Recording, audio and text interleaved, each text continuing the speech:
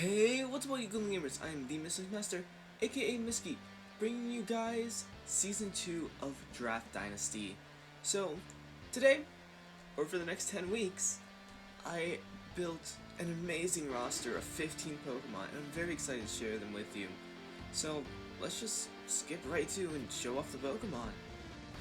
For our second overround pick, we picked up Darkrai, or the nickname we're going to be using is Solo Leveling. So this is Sung Jin Woo. And yeah, we're doing solo leveling nicknames because I've been very obsessed with that anime lately. So yeah, so picked up Darkrai because amazing special attacker first of all, even though it's super frail. Darkrai's just a strong legendary Pokemon, and I've never gotten to use it. It has great coverage moves in Ice Beam and Thunderbolt, and even Sludge Bomb. So this is a Pokemon I'm very excited to use, and I hope to pick up a lot of kills with Darkrai. Not to mention using the Hypnosis every now and again. Now for our first pick, we picked up Garchomp. And if you watched the previous season, you know I initially really wanted Garchomp. So first of all, I'm so happy to finally have Garchomp on the Charlotte Rhyhornets, and expect really good things from him. I'm so excited to run physical Garchomp, bulky Garchomp, and even special Garchomp. Literally just having access to Flamethrower and Draco Meteor, so good. And then Rough Skin, Rocky Helmet. Oh, there's so much I can't wait to do with Garchomp this season. Oh, Garchomp's gonna be known as Kamish. And yeah, our first overall pick, I hope we bring Garchomp to a lot of games. Now we have Juhi the Clefable. This is a super bulky fairy type, has a lot of crucial abilities that are going to help us out in a lot of our matches. And not to mention the utility of this Pokemon is amazing. One of the things I'm really looking forward to this strategy is using the move Gravity, which this Pokemon and the next Pokemon you're going to see both get. And I hope to do some gimmicky things with the Gravity ability from Clefable. Not to mention its doubles just presence. Follow Me, Life Dew, Moonlight. It's self-sustained, it's going to help us out so much in those double battles, and being able to use Follow Me plus hitting back with an occasional Moonblast, or even doing a Life Orb Magic Card. Clefable is a huge welcome and signing for our team, and I hope it just causes some havoc. Rounding out our Fairy Steel Dragon core, we have Bellion, the Metagross. So, like I said, this is another Pokemon that gets Gravity. Metagross is such a physical wall, and picking up round 4 is such a steal. Even though Metagross is not the highest of tiers, it's still such a strong Pokemon with base 135 attack. We're going to be hitting very hard with those Meteor Mashes, Heavy Slams, or whatever coverage moves we're going to be running. Metagross is a great bulky Pokemon that I can just throw in. It's going to take hits, and it's going to deal a lot of damage back. It gets Stealth Rocks, it gets Trick Room, which is a strategy that we may be utilizing a lot this season based off of our speed tiers.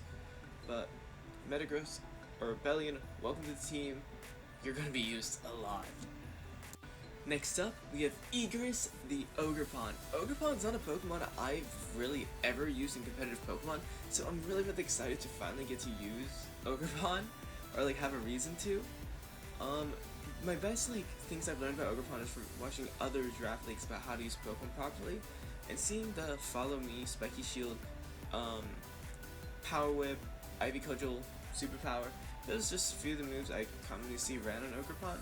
So I hope I get the chance to run these sets and ultimately just use the best I can out of Ogerpon. I mean, it is Egress, so I really wanna get that utility out of Ogerpon. And not to mention, it's a Spike Setter. Spike Setter, great U-turn Pokemon, and I also have Terra Grass this season to really help out with that speed boost. Defiance, a great ability. So yeah, hopefully Ogerpon is going to do well for us, whether it's a kill leader or an assist leader. Now we have Hunter-Cha the Milotic. This is our special wall Pokemon, and this is also a Pokemon I really enjoy using. I'm very familiar with this Pokemon. Between the competitive boosting sets and the Marvel scale sets, I'm so excited to use Milotic this season and use all these strategies I used when I was in middle and high school. Another thing about Milotic, like I said, it's really just there just to take hits, And who needs more water types when I just have this one bulky one like I did last season? Milotic is an amazing Pokemon, and she is going to put in the work for us. Now this next mon is what I believe is one of the biggest snipes during the entire draft. Chandelure was on everybody's roster, and I was so glad I'm the one who picked him up, because I kind of initially planned to pick up Chandelure because I had this whole team planned out with the Gravity strategy. Gravity Inferno is one of the things I want to bring this season, and I want to make it happen, so I'm so glad I was able to pick up Chandelure. He's going to be Tusk, because they both have those huge fire spells, even though Tusk has Gravity Magic. Well, we're going to be using Gravity to hit those Infernos. Not to mention, base 140, 45 attack, or 140. It hits so hard with great coverage and Energy Ball. Since we have Terra Grass, we have perfect coverage for Chandelure. Such a strong special attacker, and it's so versatile between Choice Scarf and Trick Room setup. So Chandelure, so excited to use. You guys have no idea. Now here we have Kazel the Staraptor.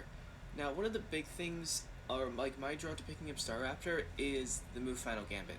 I am very addicted to using that move because nobody expects Choice Scarf Final Gambit Max HP Staraptor, and it will get kills. Another thing is having the Intimidate ability is super great, especially for the double battles that we have to face coming up. And then every now and again, maybe we might see a Choice Band Staraptor. I don't see myself running a lot of Choice Band, like hard hitting Staraptors. I really just see myself using Utility Staraptor for most of this season. But I know Staraptor's going to put in the work for us.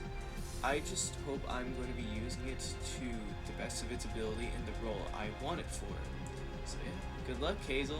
I mean, it's just like Jinwoo's Kazel, only there for flying, not fighting. Another Pokemon I was super excited to pick up is Tank the Weirdeer. So when the new meta started coming up, and like we got the Hisuian forms on Showdown. Oh my god, I loved using Weirdeer so much. It is so versatile. I can run it as a special attacker, physical attacker, a bulky Pokemon, either physically or specially, and it's also a great Trick Room setter. I can't express like the amount of roles I can put Weirdeer in, and it's just going to be effective. And I really should have picked it up last season because I kept on eyeing it, and so I'm happy we have Weirdeer right now. Even though it's our second normal type, it doesn't matter because we still don't have a fighting weakness because of their secondary typings. But Tank the Weirdeer, man, such a great utility Pokemon. Can't wait to bring it, show it off, show them my knowledge with that Pokemon. And yeah, I only hope to see great things coming from Weirdeer. Now we got Kang the Toxicity. So, thing is, I got sniped on the Pokemon I want. I want to pick up Vikavolt, because Sticky Webs plus 145 special attack, Thunderbolts, and Bug Buzzes sounds absolutely amazing. Well, it was taking the round before me. So, oh well, there's still a few more electric types on the board. So I was tied between Heliolisk and Toxicity. I ended up choosing Toxicity because I didn't know if I wanted, what poison type I wanted, and Toxic Spikes can be an issue. So Toxicity is kind of here to be our main electric type. I do hope it'll put in more work than Electros did during our main season. It does have good setup moves. It's not the fastest, but we can work it with Trick Room or we can work it with Shift Gear. And then, Throat Spray is a great item for the Pokemon. Then it's also just a good poison Pokemon too. I don't remember if it gets Toxic Spikes, but it will absorb them for us, which is really good bonus. Now we got Iron the Conkeldurr. This is another defogger, believe it or not. And not to mention, super high base attack Mach Punch. Oh my god, this Pokemon, super excited to use. I've used it a few times in the past, but never to the in-depth that I'm going to be using this season. One of the things I've noticed when playing this Pokemon is it really struggles with 4-move syndrome, which is there's so many moves I want to run on it, but we only got 4 slots. But Conkeldurr, such a good Pokemon, and sometimes I do get a little bit overwhelmed building him. So hopefully this, as the seasons go, or like the weeks go on, I can like really confide and figure out, okay, my Conk's gonna do this, and this is his purpose. And yeah, Conk's gonna get in a lot of work because it's a really good Pokemon. It's just slow. That's it. That's why we have the Trick Room mons. Now we got Jima the Clawitzer. So, I know I said I don't need one water type, but Clawitzer isn't really going to be functioning as a water type. Clawitzer has great move diversity, works great in Trick Room, and I can kind of just slap an Expert Belt, say Aura Sphere, Flash Cannon, Dragon Pulse, and things are going to take at least 70%. So, I can also Choice Scarf it for it to do cleanup as well. Jima is definitely going to be an interesting, or play an interesting role on the team, but I'm really excited to use it. It's also low-key a huge snipe for the round I got it in, but I was also like tied between picking up Clawitzer or Dragology. But since I got Toxicity, I ended up going for Clawitzer because I thought the extra water typing would be really nice to have, also just to have another ice resist. Now we got Yunho the Lycanroc. Super excited to use this mon. I hope, since it is a underused Pokemon, or well, rarely used Pokemon or something like that, I really hope I get to use it to its full potential. It's a great Stealth Rocker, great Choice Scarf. It gets Excel Rock, which is going to be great to take out some pesky flying types or ice types. But its main utility is going to be setting up rocks. Counter is another move it gets, and not a lot of people would expect that. So hopefully we may be able to pull off a counter. But yeah, Yunho's just kind of here to be a rock type, hit hard, hit fast, or set up rocks depending on our matchup. And for our final normal round pick, we have Beeroo, the Mega Heracross. Now, so I was initially planning on picking this up 6th round, and then I'm like, oh, I should probably get this Pokemon first. I should get this Pokemon first. And then somehow Beeroo just made it to round 15, and I'm like, I'm so okay with this. I mean, I understand the quad weakness and it being slow, so just like it just dies to any flying type move. But it has base 185 attack, and so I'm really excited. Honestly, I know Mega Pinsir is preferable compared to Mega Heracross, but I like Skill Link. It's a really cool ability. I also want to pick up Gigino on the side, but that's for another league.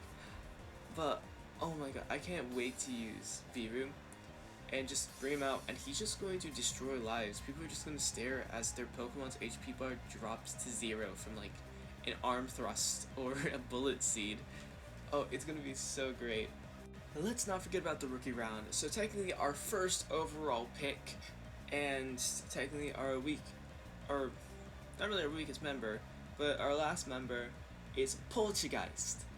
So, if you know how Sinistcha works, we're basically doing something similar. Poltergeist is here for the double battles. Hospitality is an amazing ability, gives us back like 25% upon its switching. The Pokemon gets Rage Powder, Life Dew, Stun Spore, Curse, Nightshade.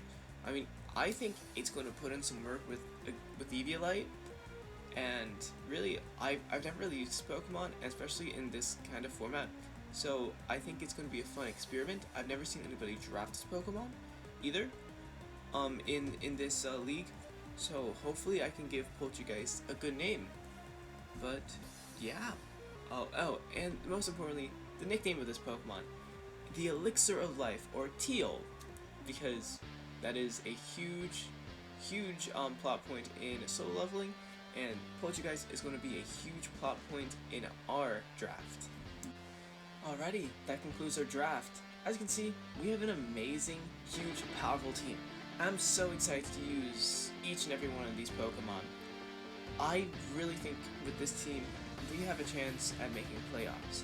As long as me as the coach doesn't choke and doesn't do bad prep and just like play well. I just need to play well. We can make playoffs. Like I said, this team, very powerful, very bulky, very versatile. And any one of these Pokemon can be brought to the matches, and they will do well. So, with that being said, I hope you guys enjoy this forthcoming season. And yeah, good luck to Season 2 of the Charlotte Rhyhornets. See you guys in the next episode. Bye!